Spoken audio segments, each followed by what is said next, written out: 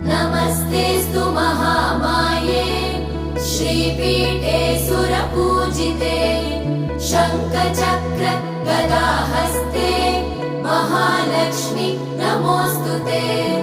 नमस्ते गरुडारूढे कोलासुरभयङ्करी